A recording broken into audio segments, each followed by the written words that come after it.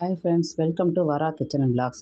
முளைக்கீரை கடையல், மிரிப்பாவக்காய் வறுவல், முருங்கைக்காய் பலாக்கொட்டை தொக்கு எப்படி செய்யலான்னு பார்க்கலாம் வாங்க. முதல்ல முளைக்கீரையை பூண்டு பச்சை மிளகாய் போட்டு வேக வச்சு எடுத்து வச்சுக்கணுங்க. அடுத்தது மிரிப்பாவக்காய்க்கு கொஞ்சம் எண்ணெய் ஊற்றி சின்ன வெங்காயம் போட்டு நல்லா வதக்கிட்டு கழுவி வச்சுருக்க மிரிப்பாவக்காய்னா சின்ன சின்னதாக இருக்குங்க.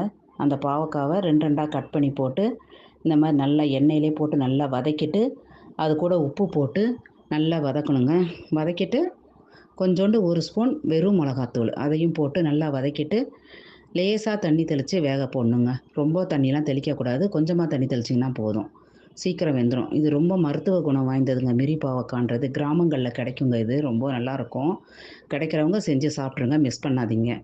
இது நல்லா வெந்து இறக்க போகிற நேரத்தில் புளியை ஊற்றி நல்லா செவக்க ஒரு வறுத்துட்டு நல்லா பாருங்கள் இப்படி வதக்கிடணுங்க. செவக்க வதக்கி எடுத்து வச்சிங்கன்னா அருமையான மிரிப்பாவக்காய் வறுவல் ரெடிங்க. இது சாதத்தோட கூட போட்டு சாப்பிட்லாம், ரொம்ப அருமையாக இருக்கும். அடுத்தது பூண்டு போட்டு முளைக்கீரை போட்டு நல்லா வேக வச்சு கடைஞ்சி இது மாதிரி எடுத்து வச்சாச்சுங்க.